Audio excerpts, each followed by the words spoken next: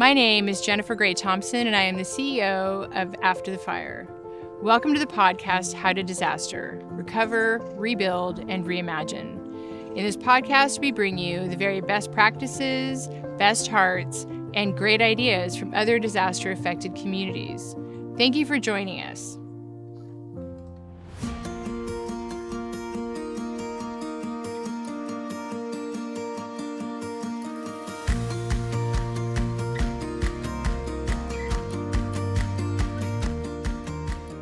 Welcome to Season 3 of the How to Disaster podcast, where we help you recover, rebuild, and reimagine. During this season, we will be releasing Take Fives, shorter episodes that highlight some of our past guests speaking about similar issues, themes, topics.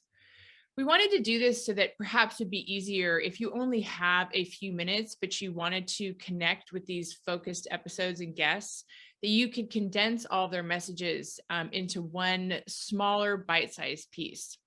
One of the things that we know about disaster is that we really have to meet people where they're at. And sometimes where you're at is you only have 5 minutes. We're very excited for the third season. We've got great guests and wonderful information and content about how to actually help get your community through to the other side. So thank you for joining us. And if you wish to find out more, please visit our homepage at afterthefireusa.org. Consider giving us a like or follow if you like this podcast. We really appreciate it and thank you for your time. Well, I have all the regular things. I have Mylar blanket. I have food and water. I don't like that prepackaged little wafer food. I have real food. I have food and water that'll last me maybe a day and a half, 2 days, because I don't want my pack too heavy. I want to be able to carry it. I have a full change of clothing, including an extra sweatshirt and a pair of tennis shoes. I have aspirin because I get headaches when I get stressed out. So that's me. I have contact lenses because I can't see a thing. And I'm always worried that there's going to be some instance where I don't have my contact lenses or I lose one and now I can't see anything. So I have like 3 pair of contact lenses in there to make sure that no matter what happens, I can still see, because that's critical to me. And then I have, my flashlights and my batteries, all the regular stuff that you think you might need. I think one of the things that's really important, of course, is that radio, to make sure that you have that redundancy, and you don't have to go out to your car and turn it on and use your battery for your radio to listen to that you can listen to it in your home if your power's gone out, to be able to find out what's happening. Even the simple things, and that was another thing that's so striking, is that disaster preparedness is not particularly extensive or difficult, but yet so many people, even now, I still get shocked. 3 years into doing this work, I'm out in community. Even during COVID, I remained out in community as much as I could, doing outreach around COVID, but also continuing disaster preparedness, awareness, and outreach. And people, we're 4 fires in Sonoma County, and some people are still not prepared. They don't have their communication plan. They don't have a disaster plan. They don't have an evacuation plan. They don't have their go bag. They don't have their stay home box. Like all the essential elements, they still don't have it. So how do we encourage and motivate, or even help get community members from point A, knowing that they need to do this, to point B and actually doing it? And I believe that takes continued engagement, and that building relationships. And also the bigger picture, one of our hashtags is disaster resilience minded. That's one of them. And also a culture of preparedness. So I believe that becoming prepared, being prepared, is going to be a cultural shift that needs to happen. And so I do a lot of work at schools, everything from kindergarten up to high school, different levels of disaster and 911 awareness. But I think if we start getting it in when they're children, I want to build a culture of preparedness where conversations around preparedness, actually preparing, taking the steps necessary, is just part of what we do. And so we don't think of it as this weird thing on the side. We think of it as just something we do. This is probably the biggest thing that I thought of when I was coming back from the fire, and I did this immediately, even before I got a to-go bag.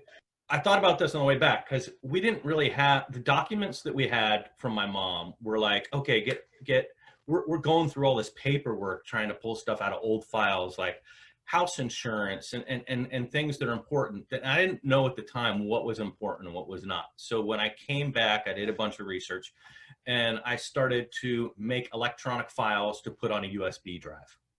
It's really simple.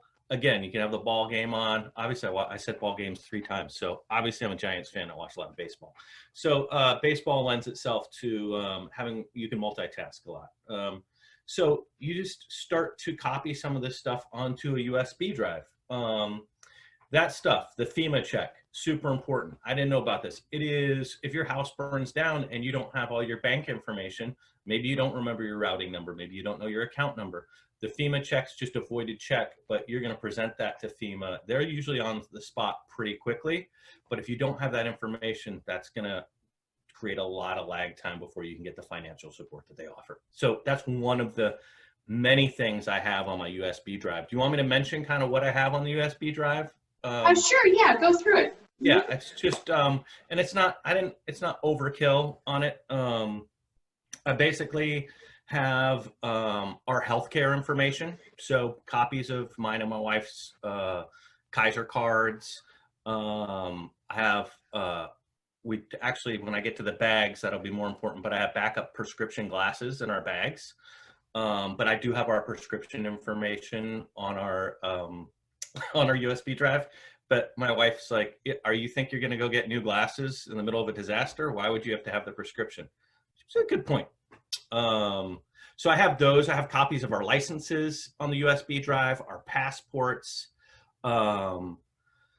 just stuff that you may need. Our cat information. If you have a pet thing's pretty big, and I didn't really realize any of this till after that disaster. My mom doesn't have any pets, so we didn't need to worry about that. But having kind of the vaccination, proof of vaccination in California, they have some pretty strict rules.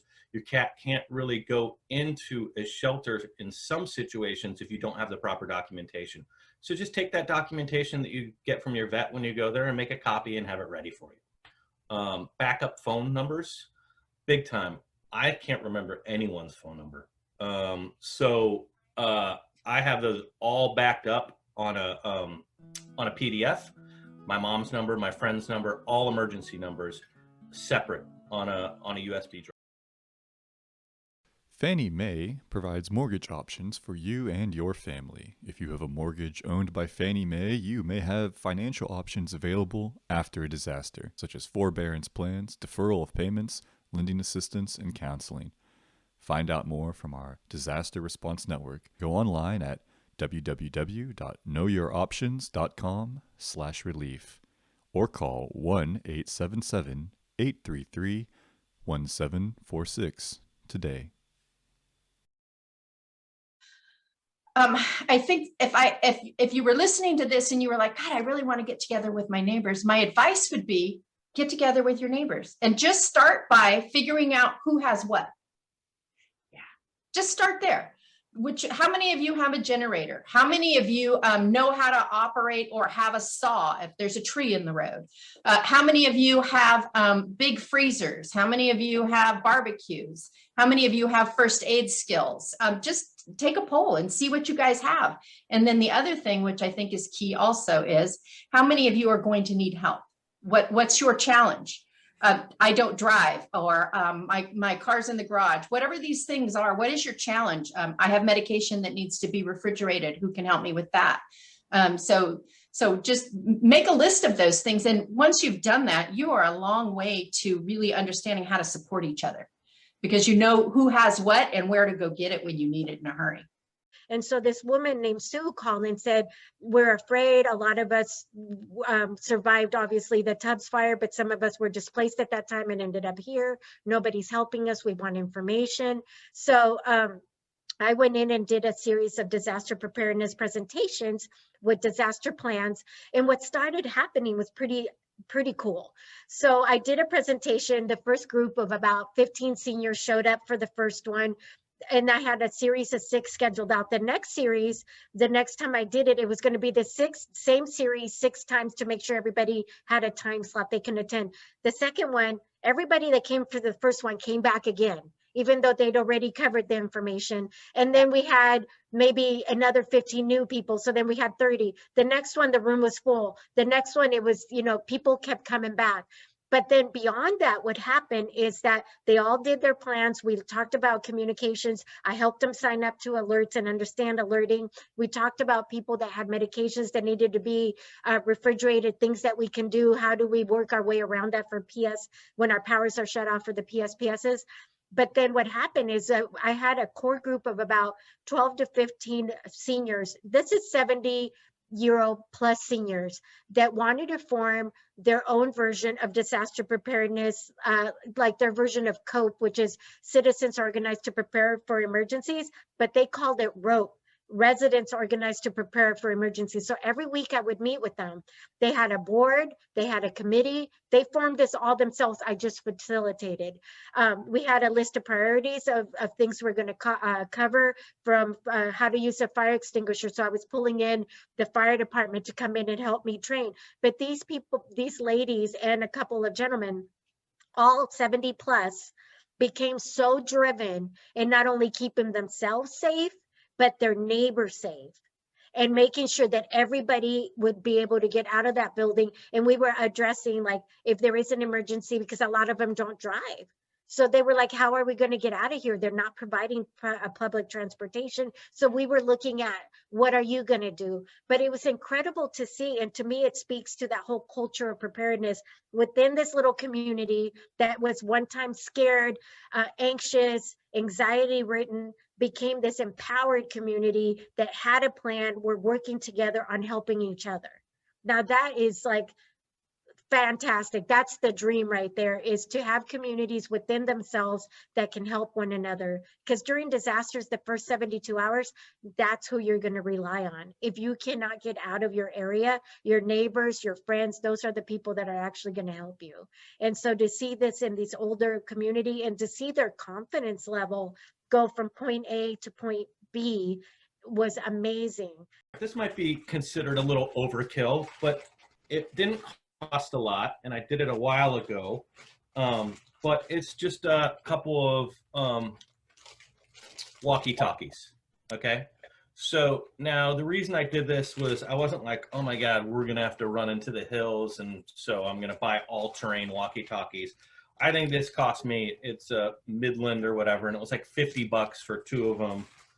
You got a charger stuff, and you can charge it in the car, and batteries. It works on batteries as well as a charged battery. But more importantly is, cell phone towers, as we know, which happened up in Santa Rosa. Those burned, communication was really bad. No one's really going to be on the other end of this except my wife. And if her and I are in cars following each other, stuck in traffic for hours, trying to get out of town, we have a way to communicate with each other. If she needs to walk down to the store or go to the end of the street to check on somebody, we have a lot of elderly people in our neighborhood who we would check on, for sure. She can take one and I can have one, and we have a way to communicate without cell phone towers. Thank you for joining us on the podcast, How to Disaster. For more information, please visit our website at afterthefireusa.org. And if you liked this video, please hit subscribe.